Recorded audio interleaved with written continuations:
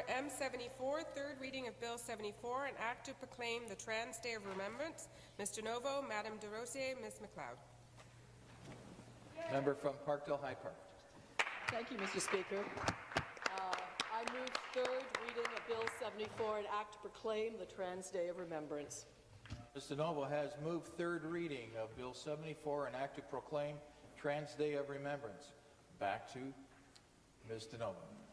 Thank you, Mr. Speaker. While we debate this bill here, and of course it's not much of a debate, we all agree, Allura Wells has a memorial service that's ongoing just a few blocks from here.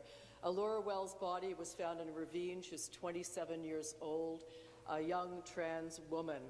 Allura, sadly, is one of thousands of trans folk who lose their lives around the world every year, last year being the worst recorded on a record anywhere, including Canada. We have been acknowledging the Trans Day of Remembrance for a couple of years here. It was a motion I put forward a couple of years back, and with unanimous consent, we have observed a moment of silence on November 20th, and we've also raised the flag out front, the trans flag.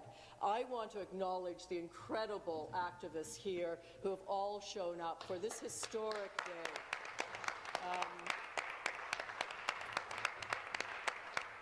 You know, let me highlight just a couple of them. Young Stella Skinner, who's 11 years old and won the Inspire Award, Lifetime Achievement Award at 11. So we expect great things from you, Stella, in the future. I also want to single out Susan Gapka, no stranger to any of us. Susan was here when I first tabled Toby's Law, named after my music director at Emmanuel Howard Park United Church, trans person who died tragically, as many trans sadly do, and that's why we need this bill. Toby's Law was tabled 5 times over many elections, over 6 years before we got all-party support. Well, Mr. Speaker, we're speeding up. The next bill they tabled, banning conversion therapy, took 2 months. Cy and Ruby's Act, which became parent equality, that took a few more months, but it was under a year. And finally today, Trans Day of Remembrance was actually past second reading just 2 weeks ago. So in 2 weeks, we're making this law. And we will be the very first jurisdiction in the world to pass a law recognizing Trans Day of Remembrance. And that is something.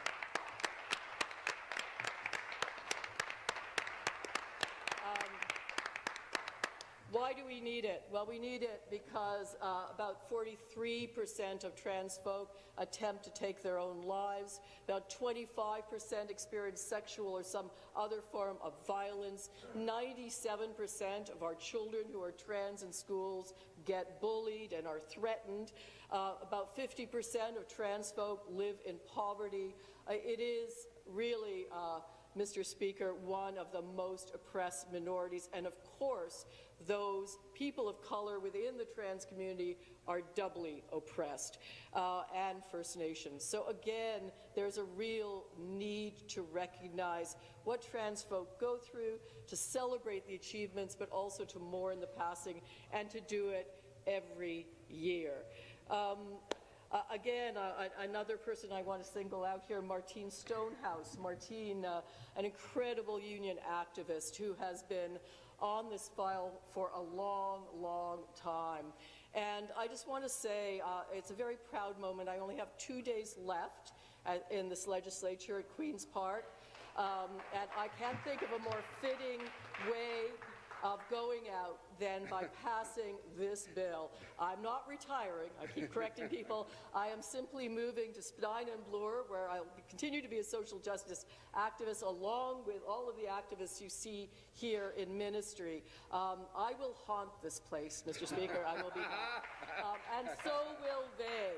And so will they, until we don't have to have a Trans Day of Remembrance anymore, until every child grows up like Stella's growing up, to be welcomed, to be celebrated, and to live peacefully, to live safely, and to live their lives in their chosen gender. And again, and by the way, just heard something on Twitter, shout out to Joshua Ferguson in BC, that got a nasty documentary pulled from CBC through a dint of a lot of petitions signed, and we did it within a few hours. So we're speeding up. We're really speeding up. So thank you all. Thank you that this is a three-party bill, that people around the House support this. This is a human rights issue. It's all of our issues. Thank you.